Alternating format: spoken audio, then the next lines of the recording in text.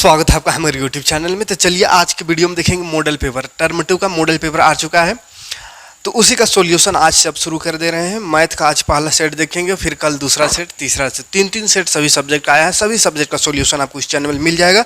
तो चैनल में नए हो तो सब्सक्राइब कर लीजिएगा और बेल का आइकन को प्रेस करके नोटिफिकेशन ऑन कर लीजिएगा ताकि कोई भी वीडियो आपसे मिस ना हो। और बाकी जो चैप्टर वाइज जो पढ़ा रहे हैं, चैप्टर वाइज भी जो चैप्टर टर्म 2 में पढ़ना है वो सारा चैप्टर भी कंप्लीट कराएंगे। ऐसा नहीं सोचना है कि मॉडल पेपर पढ़ा के छोड़ देंगे, नहीं। तो जैसे चैप्टर में मैथ में आखिरी का 15 चैप्टर खत्म हो गया, 14 भी खत्म हो गया है, और इधर बच गया है 8 9 पढ़ना है कि ना, हाँ 9 10 11 और 12, तो मतलब इधर जो भी पढ़ना है उतना सब बच गया है। 2 चैप्टर कंप्लीट कराए हैं। तो ये मॉडल पेपर 3 दिन का काम है। 3 दिन ये मॉडल को ख़त्म कर लेते हैं, उसके बाद फिर चैप्टर पढ़ाना स्टार्ट करेंगे, ठीक है। तो मॉडल देख लीजिएगा तो समझ में आएगा कौन कौन सा चैप्टर से किस तरह का क्वेश्चन आएगा, हमको भी समझ में आ जाएगा। तो उसी आधार पे फिर चैप्टर वाइज बताएंगे। चैप्टर में जिस टाइप का मॉडल में क्वेश्चन दिया है उसी आधार पे आपको चैप्टर में जब रिवीजन कराएंगे, एग्जाम की तैयारी कराएंगे एक चैप्टर से, तो उसी टाइप का क्वेश्चन को देखेंगे, ठीक है। तो इसलिए मॉडल को बनाना बहुत ज़रूरी है। मॉडल पेपर जो है उसी से समझ में आएगा कैसा क्वेश्चन आएगा। तो मॉडल का इंतज़ार में ही हम ज़्यादा वीडियो नहीं दे पा रहे थे, कैसा क्वेश्चन आएगा वही देखने के लिए। जैसे MCQ भी बता रहे थे और MCQ नहीं आ रहा है ना। और पिछला बार न्यूज़ में दिया था कि MCQ भी पूछेगा, लेकिन MCQ नहीं आया। तो अब कंफर्म हो गया कि MCQ नहीं आएगा, तो MCQ अब नहीं बताएंगे, ठीक है। तो चलिए शुरू करते हैं। पहला सेट आज कंप्लीट करेंगे, उसके बाद साइंस का भी अब एक सेट आज मिलेगा आपको, ठीक। चलिए देखते हैं क्वेश्चन क्या कह रहा है। पहला क्वेश्चन किधर गया, फटाफट सॉल्यूशन देखेंगे। देखिए पहले थोड़ा सा समझ लेते हैं, चूंकि ये पहला सेट है तो थोड़ा समझ लीजिए कैसा क्वेश्चन रहेगा। देखिए क्वेश्चन 19 गो रहेगा 3 सेक्शन में, ठीक है। सेक्शन ए सभी सब्जेक्ट में ऐसे ही रहेगा, पैटर्न सभी सब्जेक्ट का सेम रहेगा। सेक्शन ए में 7 क्वेश्चन रहेगा, ठीक है। सेक्शन ए में 7 क्वेश्चन है। 7 में हमको बनाना है, 7 में से 5 क्वेश्चन बनाना है जो कि 2 नंबर का रहेगा। 2 नंबर एक क्वेश्चन का मिलेगा, तो 5 दूनी 10 नंबर यहाँ से आ गया, ठीक है। दूसरा सेक्शन बी में जाएंगे तो वहाँ भी मिलेगा आपको 7 क्वेश्चन, और ये 7 क्वेश्चन में 5 ही क्वेश्चन यहाँ भी बनाना है और 3-3 नंबर का रहेगा। तो ये हो गया 5 दिया 15 नंबर। उसके बाद सेक्शन सी मिलेगा। सेक्शन सी में 5 क्वेश्चन रहेगा। 5 में से आपको 3 क्वेश्चन सोल्व करना है जो कि 5-5 नंबर का रहेगा। तो ये बन गया 5 से 15, तो 15-15 30 और 10 हो गया टोटल 40 नंबर, ठीक है। तो 40 नंबर का एग्जाम होगा। सब सब्जेक्ट में यही पैटर्न रहेगा। पहला 2 नंबरी क्वेश्चन 7 गो में 5 गो बनाना है। दूसरा सेक्शन में भी 7 क्वेश्चन, उसमें 5 क्वेश्चन बनाना है जो 3-3 नंबर का रहेगा। 5 क्वेश्चन फिर रहेगा अगला से लास्ट सेक्शन सी में, जिसमें से 3 बनाना है जो कि 5-5 नंबर का रहेगा, ठीक है। चलिए तो ये बस इतना ही सा 1.5 घंटा का समय रहेगा, है ना, समय 1.5 घंटा। चलिए क्वेश्चन में आते हैं। पहला क्वेश्चन दिख रहा है, एक चतुर्भुज के कोण 3, 5, 9 और 13 अनुपात का है, तो चतुर्भुज का सभी कोण ज्ञात कीजिए, ठीक है। तो इस तरह का क्वेश्चन आपको करा दिए थे। चतुर्भुज का अनुपात दिया हुआ है, ठीक है। तो यहाँ पे फटाफट सॉल्यूशन देखेंगे और जब चैप्टर पढ़ाएंगे उस समय और विस्तार से समझाएंगे। लेकिन अभी यहाँ पे थोड़ा स्पीड करेंगे क्योंकि 19 क्वेश्चन बनाना है। हम एग्जाम तो नहीं लिख रहे हैं जो छोड़ देंगे, 19 क्वेश्चन हम बनाएंगे। 7 में से 5 बनाना है तो 5 बना के नहीं छोड़ेंगे, 7 बनाएंगे ना, मतलब 19 क्वेश्चन बनाएंगे जो कि एक ही वीडियो में। तो थोड़ा बहुत अगर ज़्यादा डिटेल जाएंगे तो बहुत लंबा वीडियो हो जाएगा, है ना, इसलिए थोड़ा स्पीड यहाँ करेंगे। लेकिन जब चैप्टर पढ़ाएंगे तो एकदम सिंपल तरीके से कमेंट करिएगा कि कौन क्वेश्चन आपको नहीं समझ में आए। जैसे ऐसा वाला क्वेश्चन नहीं समझ में आएगा तो उसका एक अलग वीडियो बना देंगे, ठीक है। तो कमेंट करिएगा, उस चैप्टर को पूरा पढ़ा देंगे बढ़िया से, ठीक। चैप्टर पढ़ाने लगेंगे उस समय वो सब डाउट को क्लियर करेंगे। इसमें थोड़ा स्पीड करेंगे, ठीक है। चतुर्भुज है बाबू, चतुर्भुज का 4 कोना होता है, जानते हैं। चतुर्भुज में क्या होता है, 4 गो कोना होता है, ठीक है। इस तरह के 4 गो कोना होता है। चारों कोना का योग होता है 360 डिग्री। चारों कोण का योग 360 डिग्री होता है, ये मालूम है। अनुपात दिया हुआ है, एंगल नहीं दिया हुआ, अनुपात दिया हुआ। इसका 3 है, इसका 5 है, इसका 9 है, इसका 13 है। अनुपात मतलब बोले है जब भी अनुपात रहे तो सब में x लगा देना है, सब में क्या करना है, x लगा लेना है, ठीक है। तो क्या करेंगे, माना 4 कोण होता है, सभी कोण को मान लेंगे। माना पहला कोण ये 3 है तो x लगा देना है 3x। दूसरा कोण 5 है तो लगा देना है 5x। तीसरा कोण 9 है तो लगा देना है 9x। और चौथा कोण क्या हो जाएगा, तो चौथा कोण 13 है, इसमें लगा दीजिए x तो हो जाएगा 13x। तो जब भी अनुपात में रहे, क्षेत्रमिति में इस तरह से अनुपात में दिया हो रहे तो सब में x लगा दीजिए। उसके बाद चतुर्भुज के 4 कोण का योग हम जानबे करते हैं, तो लिख देंगे चतुर्भुज के चारों कोनों का योग। चतुर्भुज के चारों कोनों का योग होता है 360 डिग्री। अब 360 होता है चारों का जोड़, तो चारों पता चल गया, चारों को जोड़ दीजिए। एगो है 3x प्लस एगो है 5x plus 9x plus 13x, सबको जोड़ेंगे तो 360 डिग्री जोड़ेंगे। देखिए 13 और 9 हो गया 22, 22 और 5 27 और 3 30 हो गया। तो 30x बराबर इधर है 360। हमको x का वैल्यू निकालना है पहले, तो x निकालेंगे तो 360 30 गुना में इधर आके भाग हो जाएगा, 0 0 कटेगा, 3 का 3, 3 दूनी 6, x का आ गया 12। x 12 आया। बहुत कोई यहाँ इतना करके छोड़ देता है, नहीं x का मान थोड़ी निकालने बोला है, इसमें बोला है सभी कोण ज्ञात कीजिए। तो कै गो कोण है? 4 गो, तो चारों कोण ज्ञात करना है। तो पहला कोण को 3x माने हैं, दूसरा को 5x, 9x, 13x। तो ये x का वैल्यू आया, माने 3x। x माने नहीं समझ में आ रहा था यहाँ कि कितना होगा, x में 2 होगा कि 3 होगा कि 4 होगा, तो वही चीज़ आ गया, x 12 होगा। तो 12 सब में रख देंगे, तो 12 3 36, पहला कोण 36 होगा, दूसरा 5 है और x, तो 12 5 60 है ना, तो वही कर देना है। तो पहला कोण, अतः पहला कोण कितना हो जाएगा? पहला कोण माने है 3x, तो 3 गुना x का वैल्यू आया 12, तो 12 3 36 डिग्री, पहला कोण 36 हो जाएगा।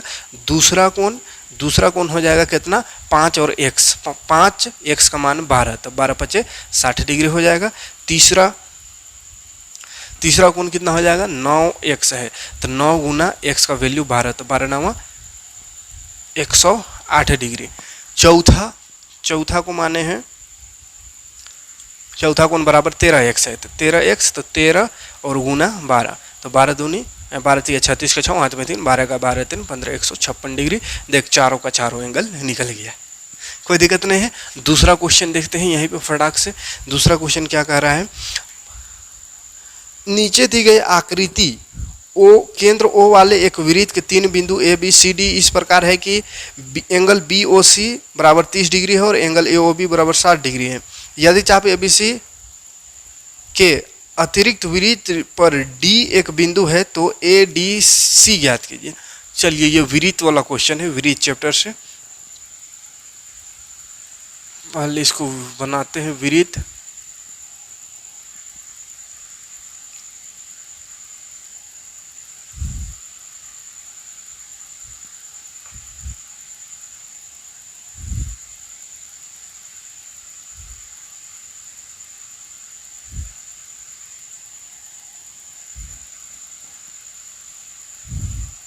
देखिए इस तरह का एक फोटो बना हुआ है और इसमें बोला है क्या निकालने?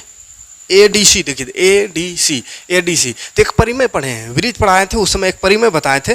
परिमेय कहता है जब ये एक ही मतलब इस तरह का जो बाहर वाला एंगल रहे वृत्त का, ये बाहर से एक एंगल बन रहा है और एक केंद्र में एंगल बन रहा है, तो ये केंद्र वाला जो एंगल है वो ये वाला एंगल का दुगुना होता है, इसका ये दुगुना होता है ना। परिमेय या 8.1 या कुछ था, है ना, मतलब इसका ये दुगुना होता है केंद्र वाला कोण। तो केंद्र वाला कोण देखिए कितना है, ये 60 ये 30, तो 60 30 90 है, तो 90 इसका दुगुना होगा, हमको ये निकालना है। तो ये कितना होगा? 45 होगा, तब ना दुगुना है, 90 है, 45 दूनी 90। तो इसे डायरेक्ट समझ में आ गया 90 है। टिक लगाने वाला रहता तो मार देते टिक, लेकिन बनाना है तो इसको थोड़ा विस्तार से बनाना होगा। तो चलिए देखते हैं कैसे बनाना होगा। इस तरह से बना देना है इसको। AOC क्या बोले? ये वाला जो है उसका दुगुना होता है। तो ये परिमेय 10.8 है, कहा कि 10वां चैप्टर पढ़ रहे हैं, परिमेय 10वां चैप्टर में है, ये वृत्त वाला वृत्त। तो 10.8 परिमेय में ये परिमेय पढ़ना है। परिमेय में क्या है कि एक चाप द्वारा वृत्त के केंद्र पर अंतरित कोण, कोई चाप है उसके उससे वृत्त के केंद्र पर अंतरित कोण, जैसे ये चाप है इससे यहाँ पे केंद्र पर अंतरित कोण जो है वो वृत्त के शेष भाग पर अंतरित कोण, यानी ये शेष भाग के किसी बिंदु पर अंतरित कोण के दुगुना होता है। यानी शेष भाग, वृत्त का शेष भाग यहाँ है, इस पर जो कोण बन रहा है इसका दुगुना ये वाला होता है। तो वही लिख दिए AOC बराबर दुगुना ADC का दुगुना। अब AOC में देखिए AOC ये टोटल है, AOC में हमको दिख रहा है एगो AOB दिख रहा है और एगो BOC दिख रहा है, तो उसी को लिख दिए AOB प्लस BOC। AOB ये 60 वाला और BOC ये वाला, ये दोनों मिल के ही ना बन रहा है AOC, तो इसीलिए दोनों का जोड़ लिख दिए बराबर 2ADC। अब इसका वैल्यू देखिए, AOB है 60 डिग्री, ये वाला है 30 डिग्री, तो 7 प्लस 30 बराबर 2AD। 7 30 जोड़ेंगे तो 90 और दुगुना में है तो इधर का भाग देंगे 90 को 2 से 45 डिग्री हो गया। ठीक है, तो ये 2 क्वेश्चन हुआ। चलिए आगे देखते हैं अगला क्वेश्चन। तीसरा क्वेश्चन देखिए, एक दी हुई किरण के प्रारंभिक बिंदु पर 45 डिग्री का कोण की रचना करें। 45 डिग्री का कोण बनाना है। एक किरण दिया हुआ है, मान चलिए ये किरण दिया हुआ है, इसका प्रारंभिक बिंदु यहाँ पे बनाना है 45 डिग्री का कोण, ठीक है। तो चलिए एंगल बनाने के लिए प्रकाल भी रखे हुए हैं, फटाक बना देते हैं। चलिए हथियार पूरा लेकर रखिएगा, काहे कि रचना भी पढ़ना है। तो रचना से दो क्वेश्चन, एगो छोटा वाला क्वेश्चन 2 नंबरी और एगो बड़ा वाला क्वेश्चन 5 नंबर 7 नंबर का क्वेश्चन रचना से है, ठीक है। तो देखिए जहाँ से एंगल बनाना है, यहाँ से बनाना है, तो यहाँ से आपको गोल यहाँ पे खींच देना है, यहाँ ये रेखा से लेते हुए अरे इस तरह से खींच देना है। उसको 45 डिग्री बोला है। तो 45 कब होता है, देखिए यहाँ से एक चाप खींचेंगे तो ये एक चाप जो होता है वो अरे घास गया रहा है। एक चाप जो होता है एक चाप वो 60 डिग्री होता है, और ये फिर एक चाप काटे तो ये 60 डिग्री, यानी 120 डिग्री हो गया। तो 60 का आधा 30 होता है, 45 लाना है तो आधा आधा करके या दुगुना करके ही एंगल को फाइंड कर सकते हैं ना। तो 30 का आधा करेंगे तो 30 होगा, फिर उसका आधा करेंगे तो 15 हो जाएगा, इस तरह से 45 तो नहीं होगा। तो 45 किसका आधा होता है, 90 का। तो 90 डिग्री सबसे पहले बनाना होगा। तो ये 60 हुआ और ये 120, तो 60 और 120 के बीच में जाएंगे, यहाँ एक चाप खींचेंगे यहाँ से और एक चाप यहाँ से खींचेंगे इस तरह से, तो ये बनता है 90 डिग्री। अब ये 90 खींच लेंगे पहले, तब 90 का बीच में जाएंगे तो होगा 45 डिग्री, 90 का आधा, ठीक है। तो 90 पहले खींचेंगे, तो 90 खींचने के लिए इसको मिला लेते हैं। सबसे पहले इसको मिला लेना है, इसको मिला लेना है, ये जो चाप से मिला देना है, ये 90 डिग्री भी ना। तो 90 डिग्री हमको नहीं बोला था, लेकिन 90 डिग्री हमको बनाना पड़ेगा, क्योंकि 45 डायरेक्ट नहीं बना सकते हैं, ठीक है। अब 90 डिग्री बनाना है इससे। तो देखिए इसको छोटा बड़ा नहीं करना है, ये जितना काम किए थे अभी इधर उधर उतना ही रखना है। ये छोटा बड़ा अगर हिल गया होगा तो फिर गलत हो जाएगा। इसे उम्मीद है कि नहीं हिला होगा, तो अच्छा से ढक्कन खोलते हैं। हाँ, छोटा बड़ा इसको नहीं करना है, उतना ही रहने देना है। उसके बाद फिर इसका बीच 90 का बीच करने के लिए ये एक बिंदु यहाँ से इधर चाप खींच देना है, और यहाँ पर एक बिंदु ये बन रहा है, तो इससे एक चाप खींच देना है। कटना चाहिए, तो कट नहीं रहा है, तो फिर से इसको काटने का प्रयास करते हैं। ये अरे घासक जाता है, ये कट गया, ठीक है। तो मेरा पीछ थोड़ा फिसल जाता है, कॉपी में बढ़िया से होगा। और इसको अगर पूरी तरह से कर देंगे तो फिर उखाड़ने में दिक्कत होता है, इसलिए स्पीड से कर दे रहे हैं। बस कहाँ कहाँ चाप रखना है, क्या करना है उसको खाली देखिए, बाकी आप कॉपी में बढ़िया से बनाइएगा, ठीक है। ये जो खींच देना है इसको, ये वाला को, यही बन जाएगा 45 डिग्री, ठीक है। ये ओरिजिनल रेखा बना आपका एंगल 45 डिग्री का, ठीक। नाप के देखते हैं सही बना के नहीं, एकदम सही बना, देख लीजिए दिख रहा है कि नहीं।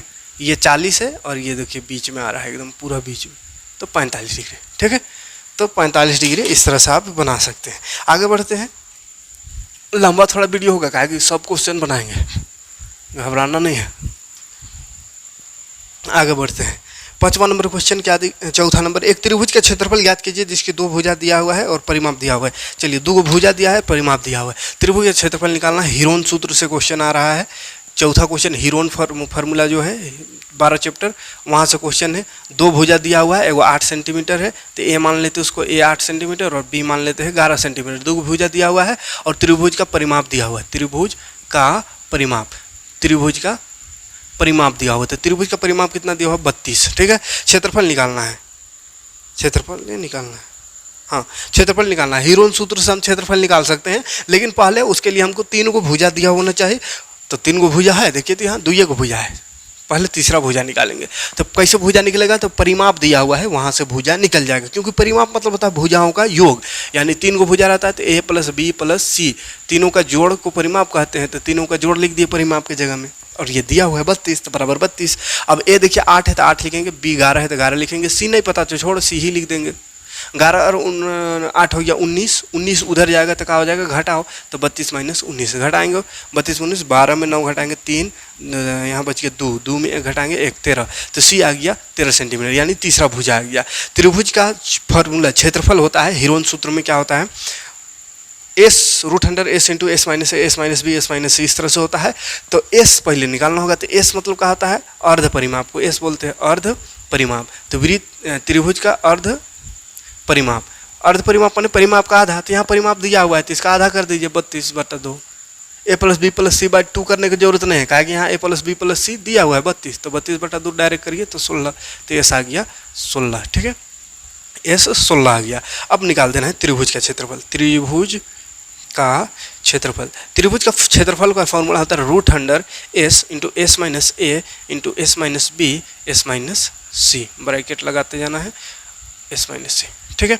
अब देखिए एस का वैल्यू है 16, तो 16 लिखेंगे ब्रैकेट, फिर एस है तो 16 माइनस ए 8 है, फिर एस 16 माइनस बी 11, फिर एस 16 माइनस सी अभी आया था 13, ठीक। अब ब्रैकेट में का काम पहले होता है, बाहर 16 है छोड़ दीजिए, अभी ब्रैकेट माने गुना लगा देना है। 16 में 8 घटाएंगे 8 बचेगा, गुना फिर 16 में 11 घटाएंगे 5 बचेगा, गुना 16 में 13 घटाएंगे 3 बचेगा। अब देखिए रूट में सब रूट से बाहर निकालने के लिए क्या करना है, 2 का जोड़ा बना देना है, सबका जोड़ा बना तो रूट से बाहर होते जाएगा, ठीक है। तो चलिए जोड़ा बनाने का प्रयास करते हैं। यहाँ 8 है, 8 कहीं और बनेगा, देखिए यहाँ 8 बन सकता है, 16 को हम लिख सकते हैं 2 गुना 8, तोड़ के या जोड़ कर किसी तरह दो को जोड़ा बना देना। जब जोड़ा बन गया तो रूट से बाहर, और अकेले अगर रहा किसी उपाय से उसका जोड़ा नहीं बन सकता है तो उसको रूठे में रहने देना है, ठीक है। तो 16 को 2 8 16 लिख सकते हैं, फिर 8 है, फिर 5 को तो ना तोड़ सकते नहीं कर सकते कुछ, 3 को भी नहीं तोड़ सकते, छोड़ दो। तो देखिए दो को आया तो उसको रूट से बाहर कर, 8 8 2 है, जोड़ा आ गया 8 का, मनोरी रूट से बाहर हो गया। लेकिन 2 अकेले हैं, तो 2 अकेले है तो रूट के अंदर ही रहेगा। 5 भी एक ठो है और 5 को भी तोड़ भी नहीं सकते हैं, तो 5 भी अकेले, 3 भी अकेले हैं, देखिए। तो जो अकेले रहेगा रूट के अंदर रहेगा, वो 5 दूनी 10 3 30, तो 8 रूट 30 वर्ग मात्रक, या सेंटीमीटर दिया हुआ है तो सेंटीमीटर स्क्वायर आंसर। कोई दिक्कत नहीं, आगे बढ़ते हैं। 5 नंबर यह भी बना देते हैं, छोटा क्वेश्चन है। 5वां नंबर क्वेश्चन देखिए, एक फुटबॉल टीम ने 10 मैच में निम्नलिखित गोल किए, 2 3 4 5 0 1 3, ये प्रायिकता वाला आ गया। निम्नलिखित गोल किए तो बोला है इन गोलों को माध्यघात कीजिए, माध्य निकालना है, ठीक है। माध्य निकालना, तो माध्य बोले है परीक्षणों का योग बटा परीक्षणों की संख्या। माध्य बराबर क्या होता है, परीक्षणों का योग बटा परीक्षणों की संख्या। परीक्षणों के योग बटा परीक्षणों की संख्या, यानी जो भी आंकड़ा दिया हो रहेगा, डेटा दिया हो रहेगा, वो डेटा को जोड़ देना है और जैठो डाटा रहेगा उसको नीचे लिख देना है। तो जोड़िए पहले सबसे ऊपर, 2 + 3 + 4 + 5 + 0 + 1 + 3 + 3 + 4 + 3 बटा कट हो 1 2 3 4 5 6 7 8 9 10, तो नीचे 10। अब जोड़िए 2 और 3 5, 5 4 9, 9 5 14, 14 0 14 15 15 3 18 19 20 21 22 23 24 25 26 27 28, 28 बटा 10, 28 बटा 10 हो गया। पॉइंट में अगर लिखना चाहेंगे तो 2.8 हो जाएगा, तो माध्यक आ गया इसका 2.8। कोई दिक्कत नहीं, 5 क्वेश्चन हुआ है अभी तक, आगे बढ़ते हैं। 6 नंबर क्वेश्चन देखते हैं। आंकड़ा दिया हुआ है 14 25 14 28 18 17 18 14 23 22 14 18। आंकड़ों का प्रबंधन सांख्यिकी का क्वेश्चन है, प्रायिकता बोलते हैं, प्रायिकता लास्ट में रहेगा। इससे पहले वाला भी माध्य यानी सांख्यिकी का था, ये भी सांख्यिकी का है। इसमें क्या निकालना है, बहुलक याद करें, बहुलक। तो बहुलक निकालने के लिए बोले हैं सबसे पहले इसको आरोही क्रम में सजा दीजिए। आरोही क्रम में नहीं भी सजाएगा तो भी बहुलक निकाल सकते हैं। बहुलक माने जो सबसे बेसी बार आया है, तो सबसे बेसी बार कौन आया है देख लीजिए। तो आरोही क्रम में अगर सजाया हुआ रहेगा तो देखने में आसानी होगा कौन सबसे ज़्यादा बार है, ठीक है। तो चलिए सजा ही देते हैं। सबसे छोटा कौन है, 14 दिख रहा है, तो 14 कट हो 14, 1 2 3 4 गो है, 1 2 3 4, 14 लिख दिए 4। 14 के बाद 17 है, हाँ 17 है, 17 का तो 1 तो दिख रहा है, 1 उसके बाद 18 है, 18 का गो है 1 2 3 गो है, तो 18 18 18 3 गो लिख देना है। उसके बाद 19 नहीं है, 20 नहीं है, 21 नहीं है, 22 है, 22 1 गो है तो 22 लिख दे, 23 1 गो है तो 23 लिख दे, फिर 25 है एगो 25 लिख दे, फिर 28 है 28 लिख दे हैं। तो सबसे बेसी कौन है, 14 है, तो बहुलक हो गया 14, ठीक है। कोई दिक्कत नहीं बहुलक निकालने में। 7 नंबर क्वेश्चन देखते हैं। 7 नंबर, एक सिक्के को 1000 बार उछालने पर निम्नलिखित बारंबारताएं प्राप्त होती है। 1000 बार उछाले सिक्का को तो चीत आया 455 बार और पट आया 545 बार, और सिक्का को 1000 बार उछाला गया था, ठीक है। शॉर्ट में हम लिख दे रहे हैं 1000 बार उछाल गया है। तो बोला प्रत्येक घटना की प्रायिकता, प्रत्येक घटना का प्रायिकता निकालना। प्रायिकता मैंने बोला है जिसका प्रायिकता निकालना उसको ऊपर, टोटल को नीचे। तो प्रत्येक घटना, 2 घटना हुआ है, दोनों का प्रायिकता निकालना है। तो सबसे पहले प्रायिकता निकाल देते हैं चीत का। तो चीत वाला ऊपर रहेगा। फॉर्मूला आप लगा सकते हैं अनुकूल परिणामों की संख्या बटा कुल परिणामों की संख्या, है ना। हम शॉर्ट में कर दे रहे हैं। चीत का निकालना है तो चीत ऊपर रहेगा, 555 ऊपर और 1000 नीचे। तो 3 को 0 है तो 3 अंक बाद पॉइंट लग जाएगा, यानी 0.455 आंसर। उसके बाद प्रायिकता अगर हम पट का निकालना चाहे तो पट का प्रायिकता के लिए पट ऊपर रह जाएगा और टोटल 1000 बार हो तो 1000 नीचे। 3 को 0 है तो वही 3 अंक बाद पॉइंट लगा देना है। ये चैप्टर पूरा फिलहाल पढ़ाए हैं, बहुत बढ़िया से समझा दिए हैं। ना देखो तो देख लीजिएगा, इस सब क्वेश्चन आराम से हो जाएगा। ये दोनों चैप्टर पढ़ा दिए हैं, सांख्यिकी और प्रायिकता। बाकी को कंटिन्यू करेंगे ये मॉडल ख़त्म करने के बाद। और बीच में मौका मिला, टाइम मिला तो बीच में देंगे एक आध क्लास उसका भी। ये रहा सेक्शन ए। सेक्शन ए ख़त्म। सेक्शन बी में मतलब 8 नंबर क्वेश्चन से देखते हैं कहाँ किया। क्वेश्चन कहा है ABCD एक समचतुर्भुज है तो और PQR और S क्रमशः भुजा AB BC और CD का मध्य बिंदु है, तो दर्शाइए कि ABCD एक आयत है। ठीक है, तो चलिए ये सब अब सिद्ध करने वाला क्वेश्चन आ रहा है, खतरनाक क्वेश्चन। तो हमको लगता है एक वीडियो में थोड़ा स्पीड कर दे रहे हैं, कहा कि एक वीडियो में संभव नहीं लग रहा है इतना क्वेश्चन करना। सिद्ध करने वाला क्वेश्चन है तो थोड़ा लंबा तो बनेगा ही, इसीलिए बना दिया। उसके बाद समझाते हैं। चलिए क्वेश्चन ख़त्म भी करना है तो थोड़ा इसीलिए फास्ट करने का प्रयास कर रहे हैं। देखिए ABCD ये दिया हुआ है, क्या दिया हुआ है, ABCD एक समचतुर्भुज है। पहले लिख देना है कि दिया हुआ है ABCD एक समचतुर्भुज है। PQR और S क्रमशः भुजा AB BC CD और DA का मध्य बिंदु है ना। ये AB BC CD DA का मध्य बिंदु है PQR, मध्य माने बीच में स्थित है। ठीक है, ये दिया हुआ है, सिद्ध करना है PQRS एक आयत है, यानी PQRS जो बीच में ये बन रहा है ये चतुर्भुज, ये एक आयत है, ये सिद्ध करना है। तो सबसे पहले जाएंगे त्रिभुज ADC में। देखिए ADC यानी इधर वाला त्रिभुज, ये पूरा त्रिभुज इधर जो बन रहा है इस तरह का त्रिभुज, इसमें जाएंगे ADC में। और एक त्रिभुज इधर बन रहा है, इधर के देखेंगे तो ABC है ना। तो ये दोनों त्रिभुज में जाएंगे, पहले ADC में है ना, उधर वाला में, इधर वाला में। तो इधर वाला त्रिभुज में जाएंगे तो AD तथा AD CD का मध्य बिंदु है ना। यहाँ पे मध्य बिंदु एक है और मध्य बिंदु से इस तरह से गया हुआ है। तो त्रिभुज में मध्य बिंदु परिमय से पढ़े हैं, ये मध्य बिंदु AD और DC के मध्य बिंदु में S और R है ना। तो मध्य बिंदु परिमय से पढ़े हैं कि जब त्रिभुज का 2 मध्य बिंदु से एक रेखा बन रहा है, इस तरह से रेखा खींचेंगे तो ये तीसरा रेखा जो है यानी ये AC का आधा होता है। ठीक है, AC का क्या होता है, आधा होता है, और AC का आधा होता है और क्या होता है, दोनों पैरेलल होता है यानी समांतर होता है। तो वही चीज़ लिख दी मध्य बिंदु परिमय से SR जो है AC का समांतर होगा, और यही SR जो है ये AC का आधा होता है। ठीक है, AC का आधा, तो समीकरण 1 मान लेंगे इसको मध्य बिंदु परिमय से। इसी तरह ABC यानी नीचे वाला त्रिभुज में आएंगे तो यहाँ भी तो मध्य बिंदु परिमय लगेगा, क्योंकि यहाँ भी मध्य बिंदु से 2 मध्य बिंदु से एक रेखा मिला हुआ है PQ। तो इसमें भी वही होगा, ABC में AB तथा BC का मध्य बिंदु P और Q है, AB और BC का मध्य बिंदु P और Q है। तो इसलिए मध्य बिंदु परिमय से क्या हो जाएगा, PQ जो होगा वो समांतर होगा AC का समांतर होगा, समांतर होने के साथ साथ आधा होगा, AC का आधा। तो लिख दिए AC का, तो समीकरण 2 मान लेना है। समीकरण और 1 और 2 दोनों को देखेंगे तो पता चलेगा। देखिए इधर से आए तो पता चला ये इसके समांतर है, इधर से आए तो पता चला ये इसके समांतर है। कहने का मतलब क्या है कि 1 2 3 तीनों का तीनों आपस में समांतर होगा है। तो क्या लिख दिए, SR जो है PQ के समांतर है, SR का है PQ के समांतर है। और ये वाला SR देखे थे कि AC का आधा था, और ये PQ भी देखे AC का आधा, माने दोनों AC का आधा, माने दोनों आपस में बराबर होगा। तो वही चीज़ लिख दिए, SR जो है PQ के बराबर है और समांतर भी है। तो ये जब दोनों बराबर भी आ गया, समांतर आ गया, इसका मतलब क्या है, ये समांतर चतुर्भुज है, क्योंकि समांतर चतुर्भुज का आमने सामने का भुज समांतर और बराबर होता है। तो ये समांतर आया, इसलिए जान गए कि ये समांतर चतुर्भुज कौन, PQRS जो है वो समांतर चतुर्भुज है। तो चूंकि ABCD एक समचतुर्भुज है, अब ये समांतर चतुर्भुज है, ये तो पता चल गया। अब ABCD तो समचतुर्भुज दिया हुआ है, ये बड़ा वाला जो ABCD है वो समचतुर्भुज है, इसलिए AOD 90 डिग्री होगा। अब देखिए AOD क्या है, AOD ये 90 डिग्री होगा। क्यों 90 डिग्री होगा, क्योंकि समचतुर्भुज उसी को कहते हैं जिसका विकर्ण 90 डिग्री पर समद्विभाजित हो, यानी ये भी 90, ये 90, ये 90, ये सब 90 होगा।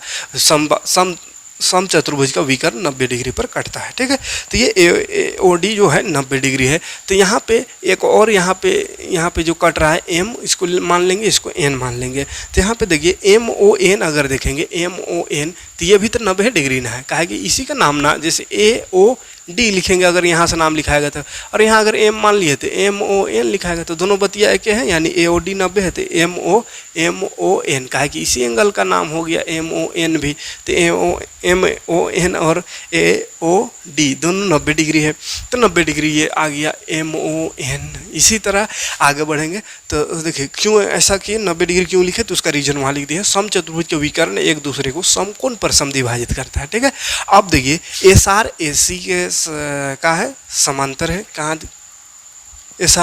SR जो है AC के समांतर ये तो आया हुआ है, और SP जो है SP वो BD के समांतर होगा है, अगर इधर का त्रिभुज लेके आएंगे तो इधर BD का समांतर होगा। ठीक है, तो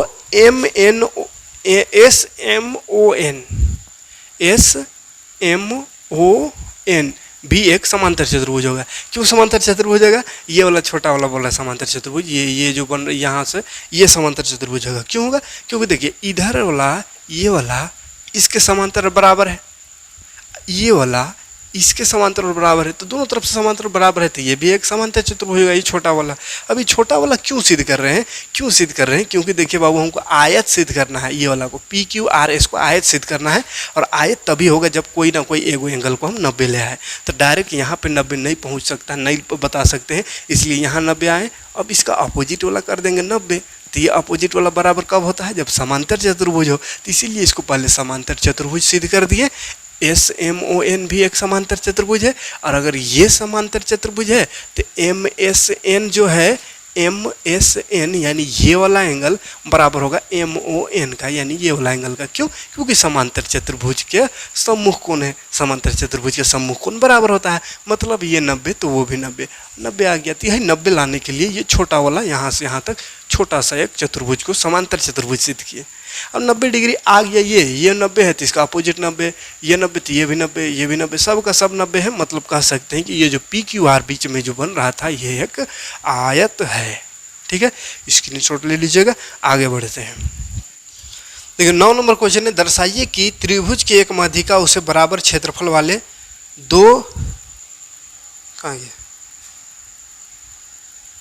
बराबर क्षेत्रफल वाले दो त्रिभुजों में समद्विभाजित करता है।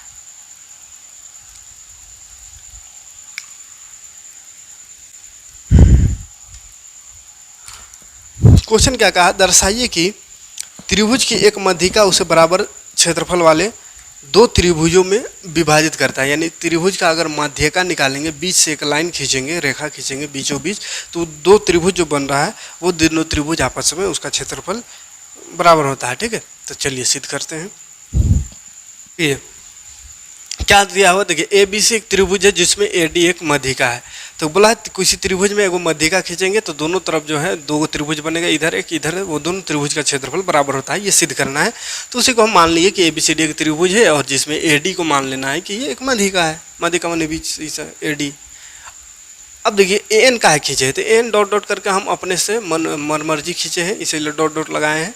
क्यों खींचे हैं, क्वेश्चन में नहीं कहा था, माध्यिका का बात किया था, तो माध्यिका तो ये हुआ, लेकिन ये वाला हम अपने से लगाए। क्यों लगाए, क्योंकि त्रिभुज के क्षेत्रफल में ऊंचाई आता है या शीर्षलम जिसको बोलते हैं, तो इसलिए शीर्षलम बनाए हैं। ठीक है, ताकि क्षेत्रफल निकालना है तो क्षेत्रफल में वो काम आ सके।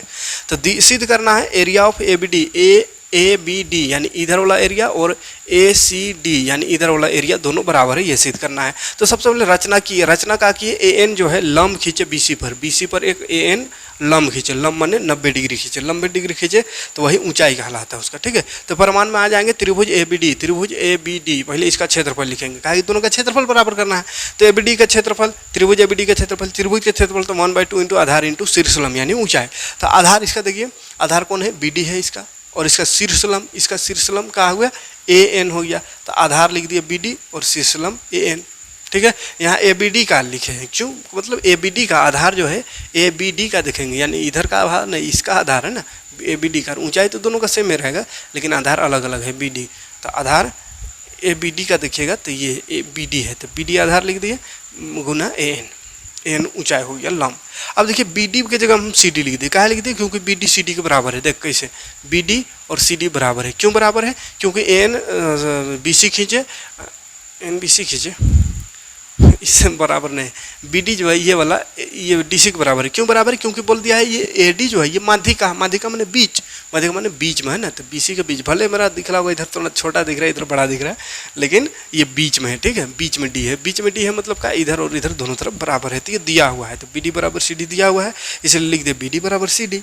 अब सी डी माने इधर आ गए, इधर वाला में। अब इधर सी डी किसका आधार है? ये तो ए सी डी का आधार है। सी डी किसका आधार आ गया? ए सी डी का आधार आ गया, ठीक है। तो सी डी आधार किसका? ए सी डी का, और शीर्षलम ये है, तो आधार गुना शीर्षलम आ गया। किसका आधार? इसका आधार, मतलब ये किसका क्षेत्रफल आ गया? ए सी डी का क्षेत्रफल आ गया।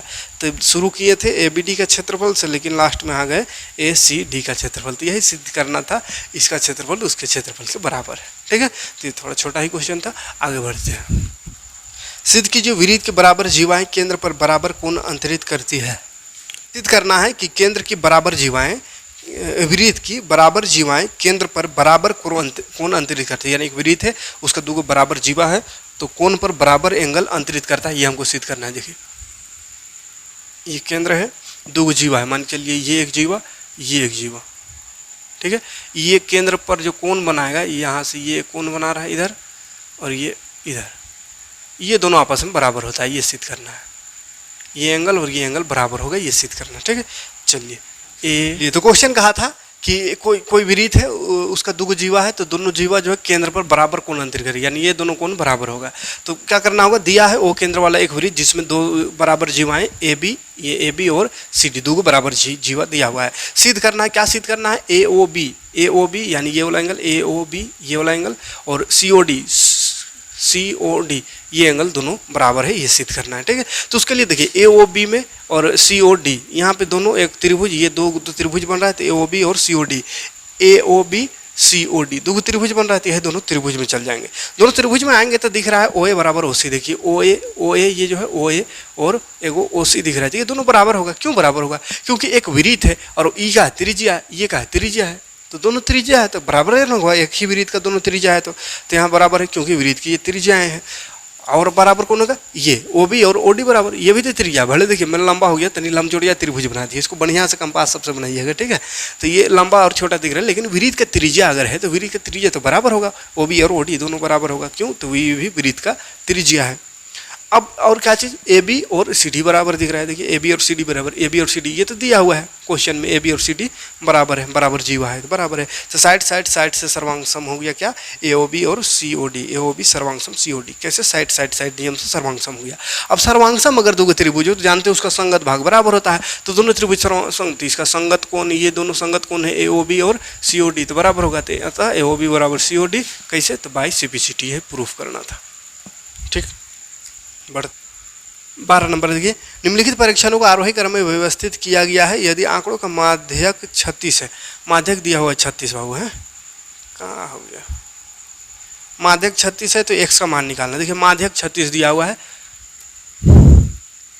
पहले आंकड़ा लिख लेते हैं। 29, 32, 48, 50, x प्लस 2, 72, 78, 84।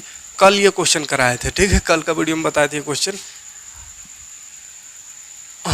माध्यक दिया हुआ है, माध्यक दिया हुआ है 63।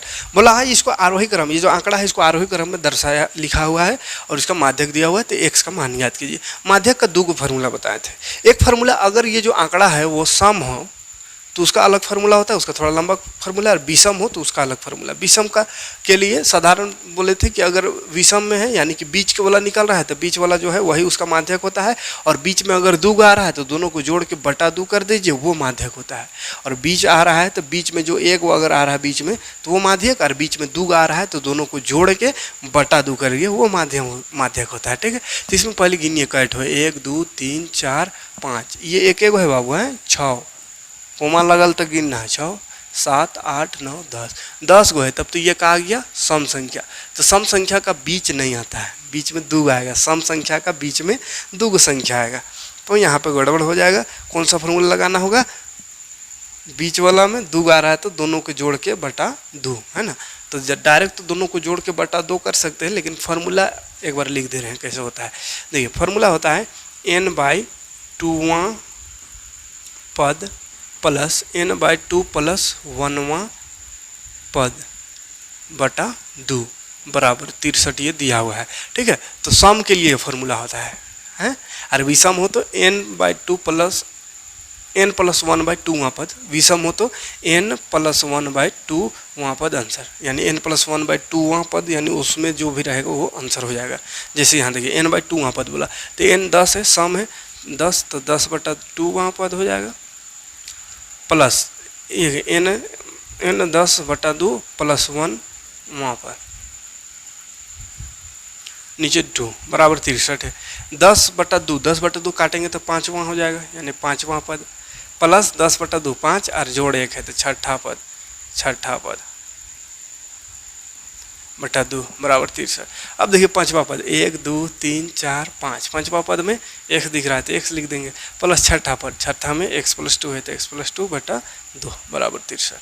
तो ये बस फार्मूला लगाए हैं, 2-3 लाइन जो लिखे ये फार्मूला है। तभी से समझा रहे हैं, कहा सम रहे तो बीच में 2 बीच आएगा, तो बीच में जो दोनों आएगा वही जो दोनों को जोड़ के आधा कर देना, बटा 2 कर देना। तो यहाँ देखिए ना बीच में कौन आ रहा है 1 2 3 4 5वां नंबर में ये आ रहा है, इधर से 1 2 3 4 5वां में ये आ रहा है, माने ये दोनों बीच में है तो इसी को जोड़ के बटा 2 कर देना है। तो x + 2 बटा 2, बस यहीं से काम चल जाएगा। ये सब फार्मूला है खाली, है ना। अब जोड़िए x और x हो गया 2x + 2 और ये 2 भाग में है तो उधर जाकर गुना हो जाएगा, तो 2x और इधर गुना कर लेते 6 3 दूनी 6 6 दूनी 12, 2 जोड़ में है इधर आके घटाओ तो 124, 2 यहाँ गुना है तो इधर आकर भाग होगा 2 6 12 2 दूनी 4 यानी 62, x का वैल्यू 62 आ गया। 13 नंबर देखिए बीजों के 5 थैलियों में से प्रत्येक थैली में 50 बीज यादाश्री चुनकर उन्हें ऐसे मानकीकृत अवस्था में रखा गया है जो अंकुरण के 20 दिन बाद। चलिए बहुत लंबा क्वेश्चन है, पढ़ते रहिए क्वेश्चन, हम यहाँ मेन चीज़ को लिखते हैं। तो बोला एक थैले में 40 से अधिक बीज अंकुरित हुआ है, उसका प्रायिकता निकालना है। ठीक है, तो देखिए प्रायिकता क्या होगा, इसका प्रायिकता p शॉर्ट में लिख देते हैं। तो 40 एक थैले में 40 से अधिक बीज अंकुरित हुआ था, ऐसा कितना थैला है जिसमें 40 से अधिक बीज अंकुरित हुआ है। ठीक है, टोटल कुल थैला दिया हुआ है 5 गो और 40 से अधिक बीज अंकुरित है, कै गो थैला उसको देखिए। तो दूसरा नंबर थैला में 40 से अधिक है, तीसरा में 40 से अधिक है और पांचवा में 40 से अधिक है, यानी 1 2 3 गो थैला में 3 थैला में जो है 40 से अधिक बीज अंकुरित है। तो ये 3 ऊपर हो जाएगा 5 नीचे हो जाएगा, इसको काटेंगे तो 5 0 0 5 6 30 0.6 हो जाएगा। ठीक है, इसी का दूसरा क्वेश्चन है प्रायिकता, तो वही करना रहता है जिसका प्रायिकता वो ऊपर टोटल को नीचे। ठीक है, तो 40 से अधिक बीज वाला तो 40 से अधिक 1 2 3 गो है तो 3 ऊपर और टोटल 5 थैला है तो 5 नीचे। एक थैला में 49 बीज वाला को, तो 49 बीज वाला थैला देखता है एक नहीं 0, तो इसका प्रायिकता क्या हो जाएगा 0 बटा टोटल 5, तो 0 बटा 5 माने 0। एक थैली में 35 से अधिक बीज है, तीसरा में बोला है 35 से अधिक बीज, तो 35 से अधिक बीज वाला थैली की संख्या क्या है 35 से अधिक एक को दिख रहा है। अच्छा 35 से अधिक तो सब है ना, 1 2 3 4 5 सबे का सब है, तो 35 से अधिक सब है ना। तो प्रायिकता कितना हो जाएगा 5 बटा 5, काटेंगे तो एक आंसर। तो ये प्रायिकता में कोई दिक्कत नहीं है। और क्वेश्चन देखते क्या है, लास्ट क्वेश्चन कहाँ गया, चलिए यहीं निकाल देते हैं, कोई दिक्कत नहीं, प्रायिकता निकालने में कोई दिक्कत नहीं। 14 नंबर भी यहीं कर देते हैं। प्रायिकता निकालना इसमें है, 2 बच्चों वाले 1500 परिवारों की आदेश से चयन किया गया, निम्नलिखित आंकड़े प्राप्त हुए, जिसमें लड़कियों की संख्या और परिवारों की संख्या दिया हुआ है। ठीक है, तो लड़कियों की संख्या जिस परिवार में 2 लड़की है वो ऐसा परिवार 475 है, एक लड़की वाला परिवार 814 है, 0 लड़की वाला 211 है। कई परिवार में 1500 परिवार में ये सर्वेक्षण किया गया, 1500 परिवार में। ठीक है, तो प्रायिकता निकालना है, पहला नंबर प्रायिकता निकालना है 2 लड़कियां हों, 2 लड़कियां, तो 2 लड़कियां वाला परिवार पहले लिखेंगे, 2 लड़कियां वाला परिवार की संख्या। तो दो लड़कियां वाला परिवार की संख्या कितना है? दो लड़कियां वाला परिवार की संख्या 475 है। तो प्रायिकता इसका हो जाएगा 475 ऊपर और टोटल परिवार है 1500, तो 1500 नीचे।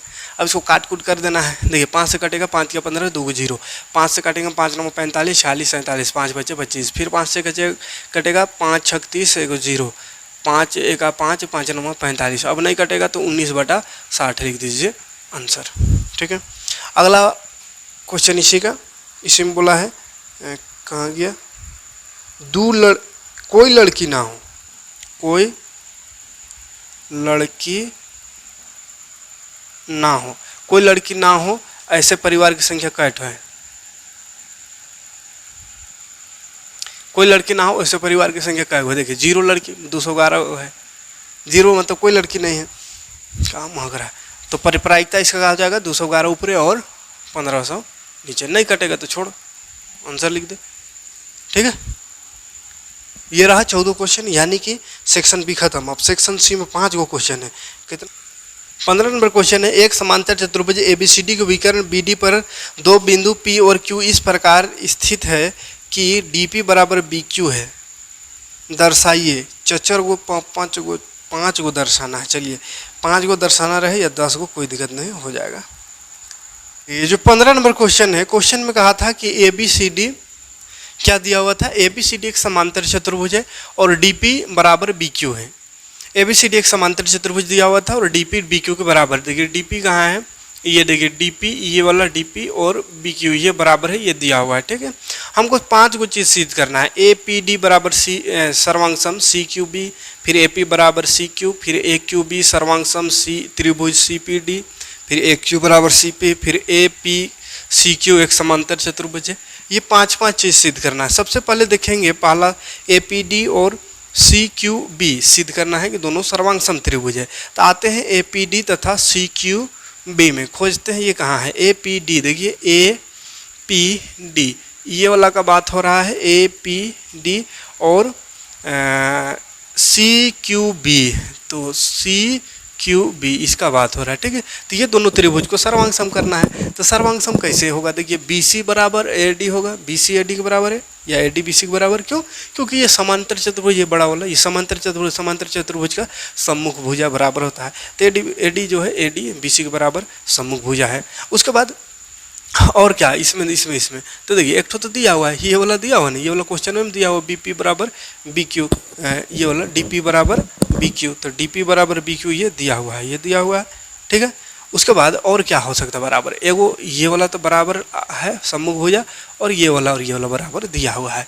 और एक देखिए एकांतर कोण एक दिख रहा है। कहाँ एकांतर कोण दिख रहा है?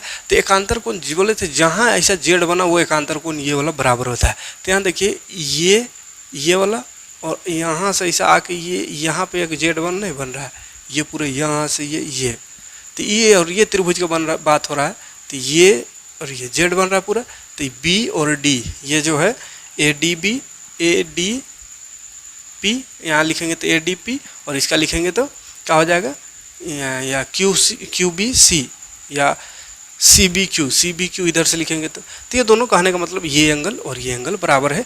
क्यों? तो एकांतर कोण है, जेड बनेगा एकांतर कोण कर देना है उसको। ठीक है, बराबर होता है। तो साइड, दो साइड एगो भुजा, यानी साइड एंगल, साइड से APD और सर्वांगसम हो गया त्रिभुज CQB का। ठीक है, यानी ये दोनों त्रिभुज सर्वांगसम हो गया। अब जब सर्वांगसम हो गया तो AP बराबर CQ आराम से हो जाएगा। देखिए कहाँ है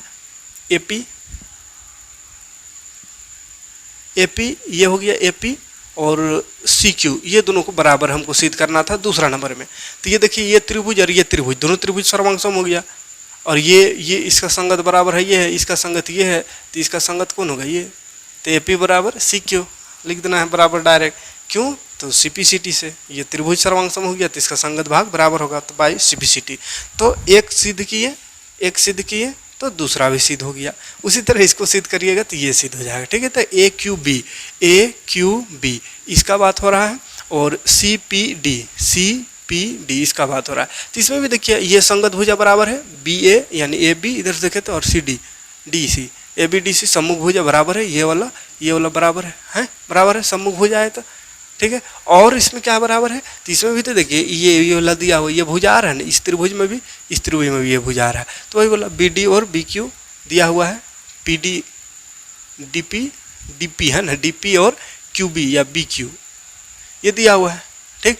और एक एकांतर कोण यहाँ भी बन रहा है, इधर से देखिए, इधर से जेड बन रहा है, ऐसा जेड, ऐसा यहाँ बी है, यहाँ डी है, तो ये और ये एकांतर कोण बन रहा है, ये और ये नहीं, इधर वाला ये, तो ये और ये एकांतर कोण बन रहा है, तो वो एकांतर कोण से बराबर, तो दो साइड एगो हो जाता है, साइड एंगल साइड सर्वांग समता से त्रिभुज दोनों सर्वांग सम हो गया। अब फिर से ही त्रिभुज सर्वांग सम हो गया, तो एक क्यू और सी डी बराबर नहीं होगा, ये एक क्यू और ये सी पी, ये बराबर करना था, तो ए पी और सी क्यू ये वाला और ये वाला बराबर हो जाएगा, क्यों तो सब सी पी सी टी से सर्वांग सम त्रिभुज का संगत भाग बराबर होता है। अब दोनों का द्रव बराबर हो गया, देखिए इधर वाला इसके बराबर, इधर वाला इसके बराबर हो गया, तो दोनों तरफ से बराबर हो गया, तो दोनों समीकरण को गौर से देखेंगे तो ए बी, ये जो है अंदर में ए पी सी क्यू, ये भी एक समांतर चतुर्भुज हो गया, क्योंकि आमने सामने का भुजा बराबर आ गया और सर्वांग समांतर भी है ये, तो आमने सामने का भुजा बराबर हो, समांतर हो, इसका मतलब वो समांतर चतुर्भुज होता है, ठीक है। तो ये इसको सिद्ध करना था, हटा ले लीजिए स्क्रीनशॉट, हटाते हैं, अगला क्वेश्चन देखते हैं। 16 नंबर क्वेश्चन कहा है, सिद्ध कीजिए कि एक ही आधार और एक ही समांतर रेखाओं के बीच स्थित समांतर चतुर्भुज क्षेत्रफल में बराबर होते हैं। यानी एक ही आधार और एक ही समांतर रेखा के बीच अगर समांतर चतुर्भुज है तो उसका क्षेत्रफल बराबर होता है, ये सिद्ध करना है। तो चलिए सिद्ध करते हैं। चलिए क्वेश्चन था कि एक ही आधार और एक ही समांतर रेखा के बीच में अगर दो समांतर चतुर्भुज है तो दोनों चतुर्भुज का क्षेत्रफल बराबर होता है, ठीक है। ये हमको सिद्ध करना था। तो देखिए दिया हुआ था दो समांतर चतुर्भुज ए बी सी डी, और देखिए ए बी सी डी ये एक समांतर चतुर्भुज और एक ई एफ सी डी ये एक समांतर चतुर्भुज। एक ही आधार उसका दोनों का सेम है, ये चतुर्भुज है और एक ये चतुर्भुज है, इसका भी और इसका भी, दोनों का आधार डीसी है और समांतर रेखा भी दोनों का सेम है, ये दोनों समांतर रेखा के बीच है। तो समांतर रेखा ए एफ है, ये ए एफ और डीसी दोनों समांतर रेखा, यही दोनों समांतर रेखा और डीसी आधार के बीच स्थित है। सिद्ध करना है area of A B C D, यानी ए बी सी डी ये एक यहाँ से यहाँ तक है ए बी सी डी, ये वाला का क्षेत्रफल जो होगा वो ई एफ सी डी यानी ये वाला के क्षेत्रफल का बराबर होगा, ये हमको सिद्ध करना है, ठीक है। तो सबसे पहले जाएंगे ए डी ई और बी सी एफ में। ए डी ई ये वाला त्रिभुज और बी सी एफ ये वाला त्रिभुज में, दोनों त्रिभुज को प्रयास करेंगे सर्वांग सम करने का। तो चलिए कोशिश करते हैं। डी ए ई बराबर सी बी एफ होगा। देखिए डी ए ई ये वाला जो बराबर होगा सी बी एफ के बराबर होगा, इसके बराबर होगा। क्यों बराबर होगा, ऐसा कैसे होगा, तो रीजन यहाँ लिखा हुआ है ए डी बी सी के पैरेलल है। ए डी जो है बाबू ए डी बी सी ये दोनों तो समांतर है, इस तरह का समांतर लाइन रहता है, और इसमें अगर तिर्यक लाइन खींच दिए तो इसका तिर्यक लाइन खींच दिए समांतर में, तो ये वाला और ये वाला बराबर होता है? तो वैसे ही है, दोनों ये तिर्यक लाइन है और ए एफ का संगत कोण है, ए एफ का ये संगत कोण है ना। ए एफ कहाँ गया, A F तिर्यक Rekha A F है तो उसका संगत कोण, जैसे ये तिर्यक रेखा है तो उसका संगत कोण ये, जैसे ये लाइन के नीचे ये लाइन के नीचे बराबर होता है, उसी तरह ये और ये अगर है समांतर लाइन तो इस लाइन का नीचे वाला भुजा इस लाइन के नीचे वाला भुजा बराबर होगा, तो इसी को संगत कोण बोलते हैं, तो संगत कोण बराबर होगा। उसी तरह देखेंगे ए ई डी यानी इधर वाला जो है वो बराबर हो जाएगा इसके, तो वैसे ही देखिए ये दोनों समांतर है तो इस समांतर रेखा के नीचे और ये भी समांतर रेखा के नीचे, उसी को उसको भी संगत रेखा कहते हैं, संगत कोण। तो संगत कोण से ये भी बराबर है, तो ये दोनों बराबर हो गया, तो तीसरा एंगल भी बराबर होगा। क्यों, क्योंकि त्रिभुज है ये, तो त्रिभुज में दो एंगल अगर बराबर है तो तीसरा भी बराबर होगा, कहे कि तीनों का योग 180 होता है, तो दो आपस में बराबर है तो तीसरा भी बराबर ही होगा। ये क्लियर है? हाँ, तो ये तीसरा एंगल भी बराबर लिख दिए त्रिभुज के कोण के कारण। लेकिन तीन गो एंगल बराबर रहने से सर्वांग सम नहीं कह सकते, एगो भुजा बराबर होना चाहिए कम से कम। तो ए डी और बी सी बराबर है, ए डी और बी सी ये तो बराबर है, ये है कहेंगे ये ए डी और बी सी, क्योंकि ए बी सी डी एक समांतर चतुर्भुज है, इसका सम्मुख भुजा है, तो समांतर चतुर्भुज का सम्मुख भुजा बराबर है। तो दो एंगल यहाँ से ले लीजिए, एगो भुजा, तो साइड एंगल साइड से ये जो है वो दोनों त्रिभुज सर्वांग सम हो गया। ए डी ई और बी सी एफ ये दोनों त्रिभुज सर्वांग सम हो गया। अब ये दोनों त्रिभुज अगर सर्वांग सम हो गया तो दोनों का क्षेत्रफल भी बराबर होगा, तो वही लिख दिए एरिया ऑफ इतना, एरिया ऑफ ये, दोनों का क्षेत्रफल बराबर क्यों? क्योंकि सर्वांगसम आकृति का क्षेत्रफल भी बराबर होता है। ठीक है, अब देखिए अगर हम ए बी सी डी का क्षेत्रफल निकालना चाहे, ए बी सी डी, तो ए बी सी डी में ये पूरा आ रहा है, तो इसका क्षेत्रफल में क्या आ रहा है? देखिए ई बी सी डी, या इधर से लिखे थे E D C B, E D C B और ए डी ई, दोनों का जो तोड़ सकते A D E plus E D C B, कहा कि ए बी सी डी में दो आ रहा है, वो त्रिभुज और ये एक ठो ये वाला आ रहा है, तो वही दो भाग में तोड़ दिए, ये एक त्रिभुज ए डी ई और एक ये वाला ए ई डी सी बी में तोड़ दिए। अच्छा अब देखिए ये त्रिभुज किसके बराबर आ गया? इसके बराबर, तो ये त्रिभुज की जगह लिख देंगे बी सी एफ, कहा कि दोनों तो बराबर है। अब बी सी एफ और E D C B, E D C B ये तो रहेगा है, अब बी सी एफ और ई डी सी एफ को जोड़िएगा, बी सी एफ, यानी ये वाला में ई डी सी बी इसको जोड़िएगा तो क्या बन गया? देखिए तो ई एफ सी डी बन गया, तो इसीलिए लिख दिए दोनों का जोड़ E F C D, E F C D. अब यही वाला हमको सिद्ध करना था, देख लीजिए ए बी सी डी बराबर ई एफ सी डी सिद्ध करना था, जो कि आ गया इधर ए बी सी डी और उधर ई एफ सी डी। ठीक, कोई दिक्कत नहीं है, इसको प्रैक्टिस मांगता है ये सब क्वेश्चन, एक बार में नहीं समझ में आएगा, बार बार प्रैक्टिस कीजिए, आराम से बन जाएगा क्वेश्चन। ठीक है, चलिए आगे देखते हैं। और चलिए 17 नंबर में रचना करना है, तो 17 को लास्ट में, पहले बनाने वाला को ख़त्म कर लेते हैं, उसके बाद लास्ट में रचना में बता देंगे, टेंशन नहीं लेना है। 18 और 19 कर लेते हैं पहले। 18 नंबर देखिए, एक त्रिभुजाकार ABCD भुजा दिया हुआ है 3 गो, तो भुजा 3 गो दिया हुआ है, मतलब ये त्रिभुज भी लिखा हुआ है, तो त्रिभुज का क्षेत्रफल निकालना होगा। चलिए पहले भुजा लिख लेते हैं, 80 सी है 50 मीटर। देखिए एक त्रिभुजाकार पार्क ABC की भुजाएं 120, 80 और 50 मीटर है। एक मालिन धनिया को इसके चारों तरफ, मालिक होगा कि कहा होगा, एक बाड़ लगानी है और इसके अंदर घास उगानी है। उसे कितने क्षेत्रफल घास उगानी है? 1 और 3 मीटर का फाटक चौड़ा छोड़कर और उसको छोड़ते हुए चारों ओर 20 रुपया प्रति मीटर की दर से कांटेदार बाड़ लगाने का व्यय भी ज्ञात कीजिए।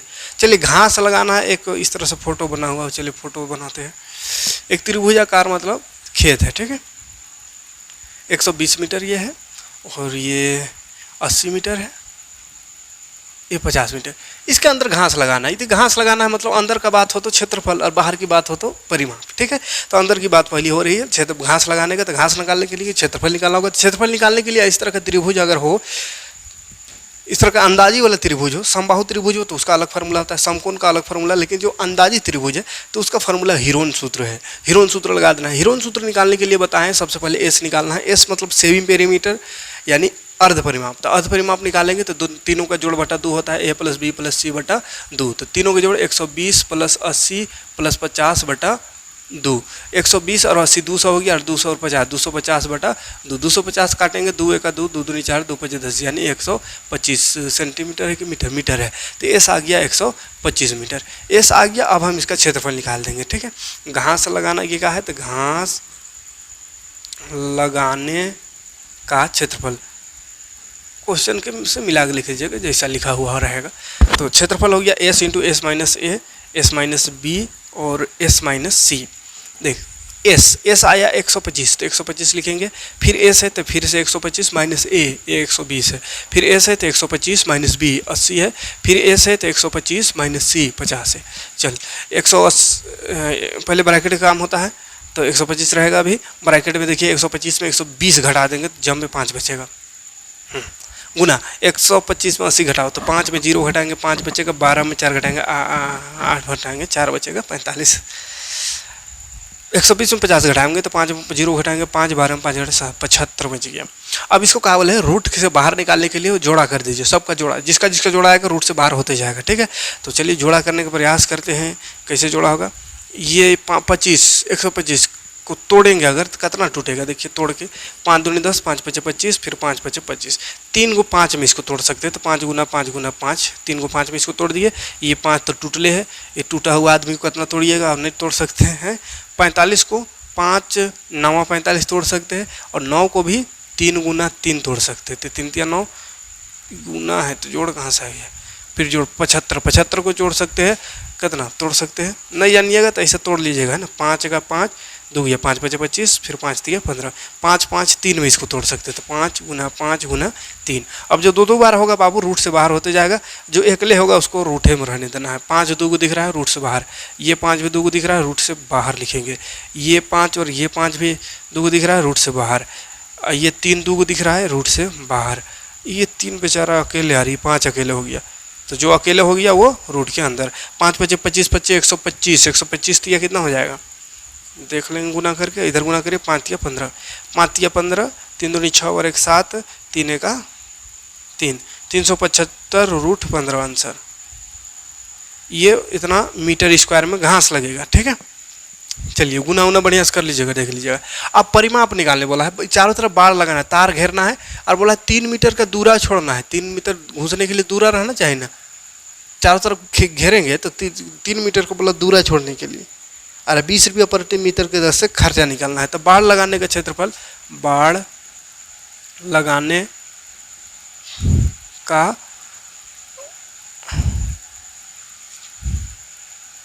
तो बाड़ लगाने का व्यय दिया हुआ, व्यय 20 रुपया प्रति मीटर, मतलब 1 मीटर में 20 रुपया खर्चा होता है। तो पहले कितना मीटर है उसको पहले निकाल लेंगे टोटल परिमाप। तो खेत जो है या पार्क है, पार्क, चलिए पार्क का परिमाप पहले निकालेंगे। परिमाप बराबर है हो जाता है a + b + c, a + b + c, यानी सबका जोड़, तो सबका जोड़िए 120 + 80 + 50, तो हो गया कितना 250। 250 मीटर परिमाप है, जिसमें से 3 मीटर का दूरा छोड़ना है। तो 3 मीटर खर्चा निकालने के लिए, व्यय निकालने के लिए क्या करेंगे, 250 का तो है लेकिन -3 मीटर करेंगे, दूरा छोड़ेंगे, उसके बाद इसको गुना कर देंगे 20 रुपया से। तो इसको चलिए दूरा छोड़ेंगे तो हो जाएगा 247 गुना 20, अब गुना करिए, 7 दूनी 14, 4 दूनी 8, 1 9, 2 दूनी 4, 4 अरे कुछ 0, इतना रुपया खर्चा लगेगा दूरा छोड़ने में, हम माने घेरने में, ठीक है। चलिए उसके बाद एक और क्वेश्चन है, क्या है, टेबल बनाना, चलिए इसको भी कर लेते फटाफट। 2 क्वेश्चन और है। एक आंकड़ा दिया हुआ है 18 नंबर क्वेश्चन में, 40 इंजीनियरों उनके आवास में कार्यस्थल की किलोमीटर में दूरी दिया हुआ है, 0 से 5 पहला अंतराल लेकर ऊपर दिए हुए आंकड़ों का वर्गमाप 5 वाली एक वर्गीकृत बारंबारता बंटन सारणी बनाइए। तो बारंबारता बंटन सारणी बनाना है, तो चलिए डायरेक्ट हम बारंबारता बंटन सारणी बना देते हैं। क्या है, वर्ग चिन्ह लेकर के, वर्ग अंतराल लेकर के, तो वर्ग अंतराल एक ठो में लिखते हैं, अंतराल 5 3 10 20 इस तरह से दिया हुआ है। तो गिन लीजिए 0 से 5, इसमें ध्यान देना 0 से 5 है, यानी 5 नहीं गिनना है, 4 तक गिनना है। फिर 5 से 10 यहाँ रहेगा, तो यहाँ 5 गिनाएगा, 10 नहीं गिनाएगा, 9 तक गिनाएगा। फिर 10 से 15, फिर 15 से 20, 20 से 25, 25 से 30, 30 से 35, ठीक है। तो 0 से 5 तक आप गिन लीजिएगा, बढ़िया से गिनिएगा तो 5 गो है, ठीक है। उसके बाद यहाँ इसमें 11 गो है, 5 से 10 में, इसमें भी 11 गो है, इसमें 9 गो है 15 से 20 तक में, और बाकी 1 है, ये भी 1 है, और ये 2 है, मतलब टोटल 40 हो जाएगा। जोड़ के देख लीजिए, अब इसका मिलान चिन्ह बना देना, 1 2 3 4 5, 1 2 3 4 5 6 7 8 9 10 11, 1 2 3 4 5 6 7 8 9 10 11, 1 2 3 4 5 6 7 8 9 1 1 1 2, खत्म कहानी। ये बनाना था खाली, ठीक है। तो चलिए ये हो गया 18। अब एक क्वेश्चन जो बच गया वो प्रायिक रचना करते हैं उसको।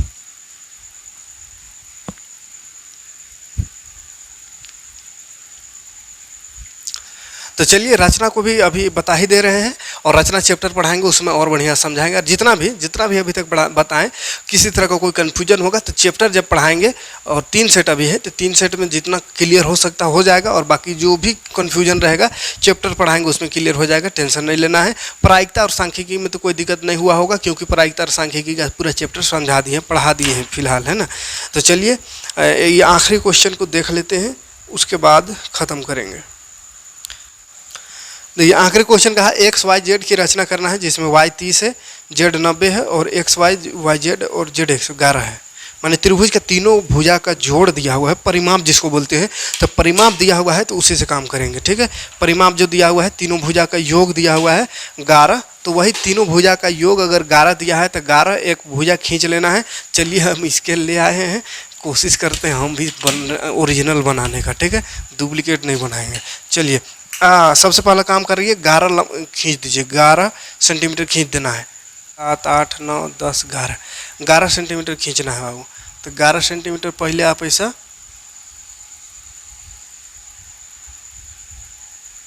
खींच लीजिए, 1 2 3 4 5 6 11 सेंटीमीटर ऐसा पी क्यू खींच लेना है, ठीक है। पी और क्यू 11 सेंटीमीटर, परिमाप दिया हुआ है 11 सेंटीमीटर, तो 11 सेंटीमीटर खींच लेना है। उसके बाद क्या करना है, एगो बोला है 30 डिग्री खींचने, 30 डिग्री है वाई और जेड है 90 डिग्री, तो 30 डिग्री एक इधर 30 डिग्री का एंगल बना देना है, इधर 90 डिग्री का, ठीक है। 30 और 90 का, तो 30 और 90 बनाने आता होगा। 30 डिग्री कैसे बनता है और 90 डिग्री कैसे बनता है वो आता होगा। ध्यान से देखते चलिए, और चैप्टर पढ़ाएंगे उसमें और बेहतर तरीके से कर देंगे, टेंशन नहीं लेना है। यहाँ से 30 डिग्री बना देना है, पी से 30 डिग्री। 30 डिग्री बनाने के लिए सबसे पहले ये वाला टाइट रखिएगा, हिलना नहीं चाहिए, ठीक है। तो ये कितना बड़ा इसको रखिए, 30 डिग्री ये हुआ। यहाँ से जाएंगे एक चाप, तो ये बन जाता है 60 डिग्री, लेकिन हमको 30 आना है, तो 60 का आधा यानी कि यहाँ पे आना होगा। यहाँ पे ये रहा 30 डिग्री है, ठीक है। यहाँ से हमको 90 डिग्री बनाना है, तो 90 डिग्री यहाँ से बनाना है। तो ये 90 डिग्री बनाते हैं। 90 डिग्री बनाने के लिए क्या करना है, ये चाप एक खींच देना है। उसके बाद जैसे इधर का पता चला, ये लाइन दिख रहा है, तो इधर लाइन वाला से ही जाएंगे, इधर नहीं पता चल रहा है यहाँ है कि यहाँ तक, इसलिए यहाँ से आएंगे, ठीक है। इधर से आएंगे तो ये एक चाप बनता है 60 डिग्री, तो ये 60 बना। फिर एक चाप और खींचेंगे तो ये बन जाएगा 120। हमको 90 डिग्री लाना है, तो 60 यहाँ तक 60, तो 60 से आधा ये 60 होता है, ये भी 60, तो 60 का आधा 30 होता है, तो ये 60 का आधा कर देंगे। आधा माने बीच से यहाँ से ऊपर खींच देंगे एक चाप, यहाँ से एक, तो ये आधा हो जाएगा। 60 का आधा माने 30, तो इधर 60 और 30 90 हो जाएगा, ठीक है। तो 90 डिग्री करना है उधर, तो 90 डिग्री कर दिया। अब इसको मिला लेते हैं, पहले मिलाएंगे तो देखिए कैसे मिलाएंगे। यहाँ एक 30 डिग्री वाला मिलाएंगे पहले, ये रहा 30 डिग्री वाला, ये है 30 डिग्री वाला, ठीक है। इसको आगे जाने देना है जहाँ तक जाए। उसके बाद ये 90 डिग्री वाला, कहाँ मिट गया, ये यहाँ तक है 90 डिग्री वाला। ये 90 डिग्री, ठीक है।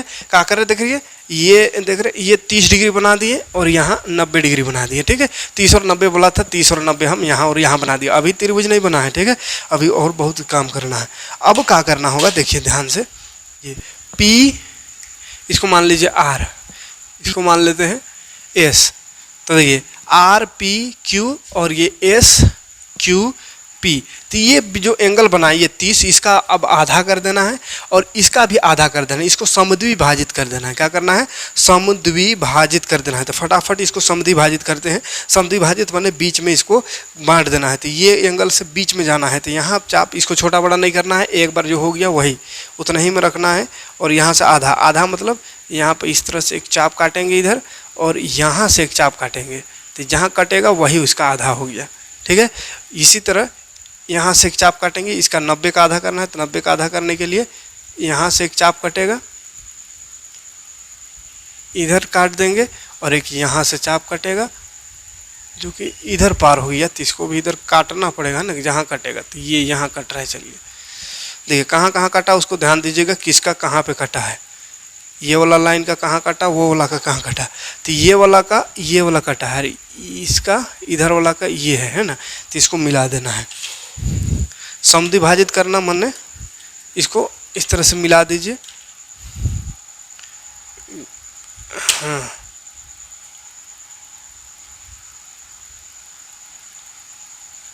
डॉट डॉट से ही मिला दीजिए। यहाँ पे ये समद्विभाजित कर दिए। थोड़ा सा इधर उधर फिसल जाता है, कॉपी में कीजिएगा तो एकदम बढ़िया बनेगा। और ये समद्विभाजित यहाँ, इसका समद्विभाजित,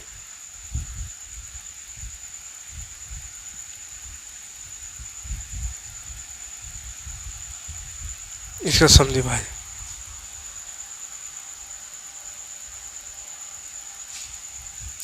और ये दोनों जहाँ पे कटेगा उसको x मान लेना है। तो ये कटा कहाँ, ये और ये यहाँ पे कटा, देख लीजिए यहाँ, तो इसको x मान लेना है। ठीक है, x मान। अब एक काम करना है, क्या करना है, ये x से ये मेन बिंदु बनाइए, ये वाला से इसको आधा लंब समद्विभाजक कर देना है। इसको लंब यानी 90 डिग्री में बीच में बांट देना है और इसको भी 90 डिग्री में बांट देना है, वही हो जाएगा लास्ट है। ठीक है, वही आंसर हो जाएगा। 90 डिग्री में बांटना है, लंब समद्विभाजक जिसको बोलते हैं, मतलब दोनों तरफ से इसको समद्विभाजित करेंगे। जैसे इसको अब छोटा बड़ा कर सकते हैं। ठीक है, तो चलिए कुछ, अरे साला घसकना नहीं चाहे, इधर काटेंगे, इसे लंबा से काट दीजिए, कहीं से भी कट सकता है, कहीं पे भी। एक इधर काटेंगे ऐसा, और इतना ही, इसको छोटा बड़ा फिर नहीं करके x में रखेंगे और फिर इधर काटेंगे और फिर इधर भी, इधर, तो ये एक समद्विभाजक बन जाएगा। उसके बाद इसी तरह यहाँ करना है। तो ये बहुत छोटा लाइन बन गया, तो इसको थोड़ा छोटा ही करके करते हैं। चलिए, इसका भी एक इधर, यहाँ से इधर, इसी तरह यहाँ से एक इधर नीचे ऐसा, और यहाँ से एक कटना चाहिए, नहीं कटा, ऐसा बड़ा सा कर देते हैं और यहाँ रख के यहाँ तो कट गया। जहाँ जहाँ कटा वहाँ फिर से मिला देना है। देखिए कहाँ कहाँ कटा, ये दोनों कटा है एक ठो इसका में, तो ये देखिए कटा, जहाँ पे ये कटा, ये, तो इसको मिला देना है। ठीक है, इसको मिला देना है, डॉट डॉट भी मिलाएंगे। इसी तरह ये कटा कहाँ, ये,